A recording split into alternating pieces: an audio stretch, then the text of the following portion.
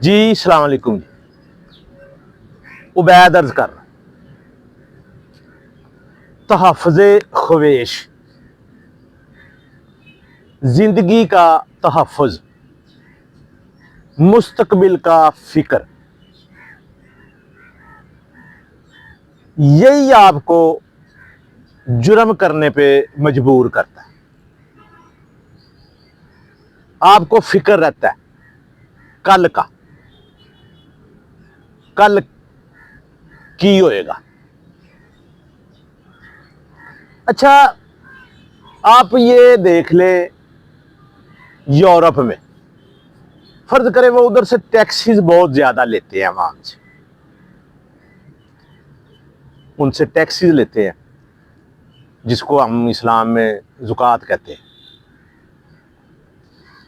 لیکن ان کے لیے اگر کوئی سوشل، جیسے سوئٹزرلینڈ ہے، یہ لینڈز جو ہیں، آئرلینڈ ہے، فن لینڈ ہے، نیوزی لینڈ ہے، کئی جو ایسے یہ ملک ہیں، ان میں سوشل سیکیورٹی بہت ہے۔ فرض کریں آپ کو، آپ کی تعلیم فری ہے، آپ کی صحت فری ہے، مطلب آپ کا میڈیکل فری ہے، ایجوکیشن فری ہے، تو تیسرا ایک آ جاتا ہے انصاف، یہ جو عدالتی کام ہے۔ ہمارے یہاں تو ماشاءاللہ ہے، آپ تھانے میں ایک دفعہ چلے جائیں، ہسپتال میں بھی چلے جائیں، مزے کی بات ہے ہسپتال میں کوئی بندہ ریٹ نہیں پوچھتا ہے۔ وہ جو فرض کرے سرکاری ہسپتال میں جو مفت کی دوائی ہے اس کے بھی وہ پیسے لیتے ہیں، یا پھر ریفر کر دیتے ہیں کہ جی شام کو آپ ہمارے کلینک پہ آ جائیں۔ ایجوکیشن کا آپ چھوڑ ہی دیں، جہاں پہ ٹیچر کی تنخواہ 10,000 ہے، 20,000، تو وہاں بچے کی فیس چاہے 40,000 اللہ ماشاءاللہ جو نظام ہے ہمارا، اور یہ حقیقت ہے۔ ایجوکیشن اصولی طور پر ہر انسان کے لیے برابر ہونی چاہیے، یہ کوئی اصول ہی نہیں ہے کہ آپ ایک بچے کو جی دے رہے ہیں تعلیم، لاکھوں روپیہ لگا رہے ہیں، ایک بچہ جی وہ فری کے اسکول میں پڑھ رہا ہے، تو کہاں کا جی انصاف، تو کاہے کی شریعت اور کہاں کا اسلام اور کہاں کی مساوات۔ اچھا اس پر علیحدہ بات کریں گے۔ جب آپ کو زندگی کا تحفظ نہیں نہ ہوگا تو آپ کے پاس کتنے بھی پیسے آ جائیں، آپ مطمئن زندگی نہیں گزار سکتے۔ آپ کو یہ ہوس جو ہے نا، یہ انسان کو اسی صورت میں اٹریکٹ کرتی ہے یا اسی صورت میں حملہ آور ہوتی ہے جب آپ لوگ کو زندگی کا تحفظ نہیں ملتا ہے، معاشرہ، حکومت، ریاست آپ کو یہ تحفظ نہیں دیتی۔ اچھا یہ تحفظ کس طرح ہے؟ ویسے تو یہ اللہ تعالیٰ آپ کو دیتا ہے تحفظ۔ اللہ تعالیٰ نے آپ کے لیے جو زندگی کے ماخذ ہیں وہ فری دیے، مطلب ہوا، پانی اور زمین۔ اچھا ہوا پانی کو تو آپ چھوڑ دیں، ویسے حالانکہ آکسیجن نہ ہو تو 5 سیکنڈ میں، یہ 5 سیکنڈ، منٹ نہیں، 5 سیکنڈ میں یہ ساری کائنات جو ہے یہ ٹوٹل لاس ہو جائے، ایکسپائر ہو جائے، اس پہ ہم بحث نہیں کرتے۔ پانی کو بھی چھوڑ دیں، پانی ہے تو بڑا قیمتی، ویسے تو اب منرل واٹر بھی ملتی ہے 100 روپے کی بوتل، لیکن چلے نہ بھی ملے تو بندہ نلکے سے پی لیتا ہے۔ اچھا یہ آپ کو آکسیجن اور پانی مل جاتے ہیں فری، یہ اس کا آپ کو ہمیں احساس نہیں ہے، یہ اس وقت ہوگا جب یہ نہیں ملے۔ آکسیجن تو چلو ملتی رہے گی جیسے بھی ہے،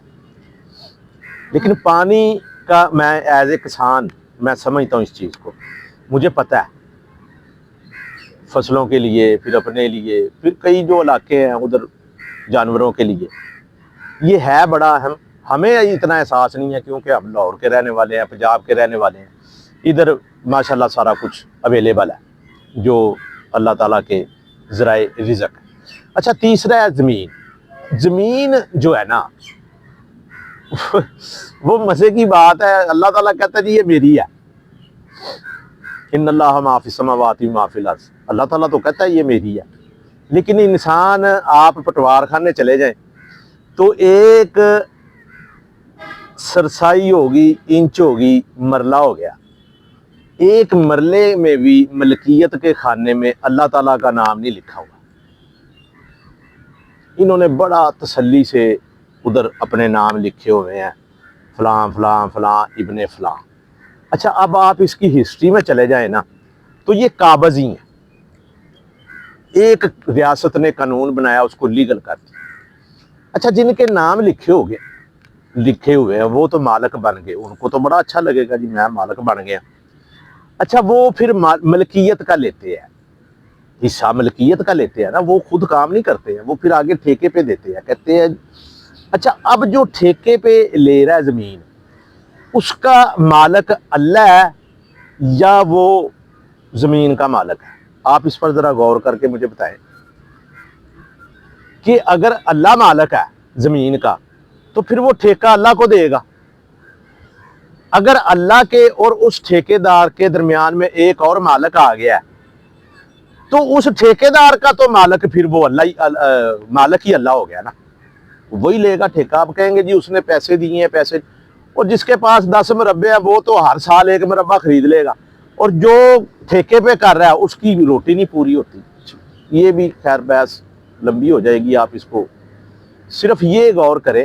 کہ جس کی زمین نہیں ہے اس کا خدا کون ہے، اس کا رب کون ہے، اس کا پالن ہار کون ہے؟ یہ ایک سمجھ لیں میں آپ سے سوال کر رہا ہوں کہ آپ مجھے بتائیں کہ جو بندہ ٹھیکے پہ لے رہا ہے یا جو کرائے کے مکان میں رہ رہا ہے تو اس کے لیے اس زمین کا مالک اللہ تعالیٰ کیسے ہو گیا؟ اس کو تو نہیں ملا کچھ بھی، وہ تو کرایہ دے رہا ہے نا، رینٹ دے رہا ہے زندہ رہنے کا، رات کو سونے کا رینٹ، جو روٹی کھانی ہے اس کا رینٹ خود بھی دے رہا ہے،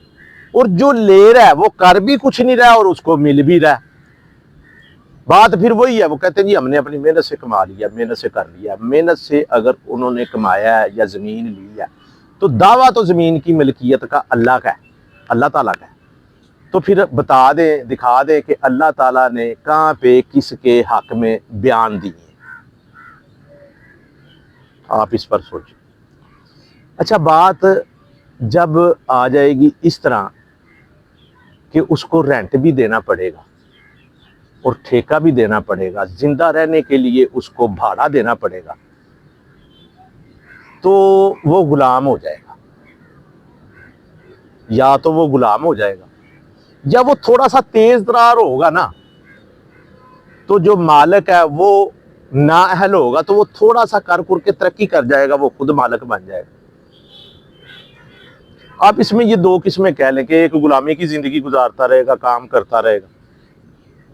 اس کو کہہ دیا ہے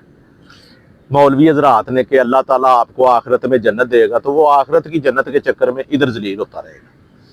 اور جو دوسرے ہیں وہ ادھر ہی جنت کے مالک بنے بیٹھے رہیں گے جو مالک ہے۔ ایک اور طبقہ ہے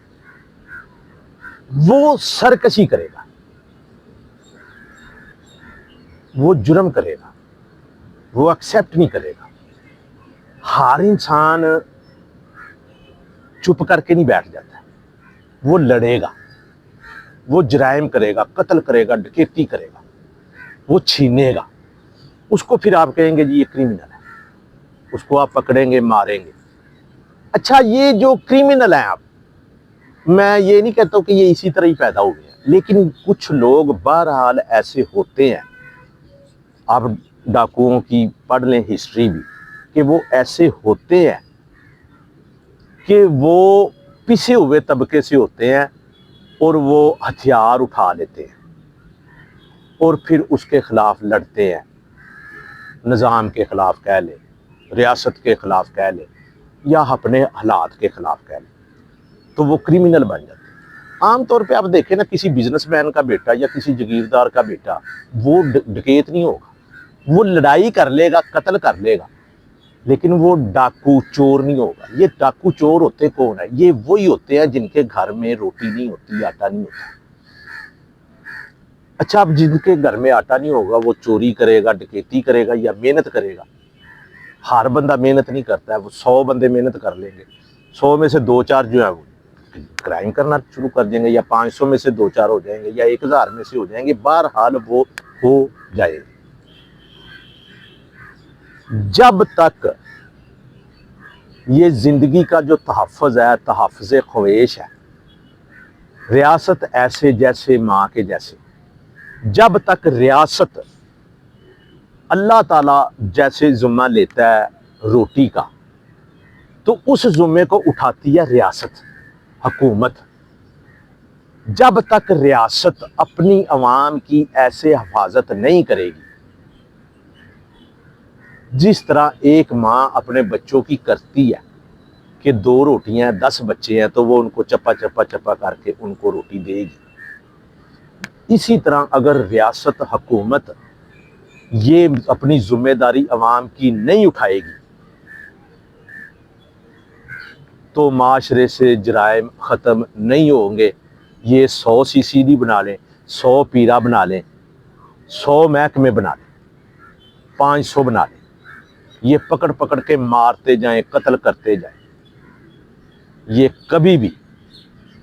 جرائم ختم نہیں ہوں گے۔ جرائم ختم ہونے کا ایک ہی اس کا حل ہے کہ ریاست اپنی ذمہ داری پوری کرے، جرائم خود بخود ختم ہو جائیں گے، بہت کم نفسیاتی مسئلے رہ جائیں گے۔ وہ نفسیاتی مسئلے ان کا کیا حل ہے؟ تو پہلے یہ حل نکال لیں تو ان کا حل بھی مل جائے گا، اللہ تعالیٰ نکال دیتا ہے، اس کا حل بھی ہے۔ جی السلام علیکم جی۔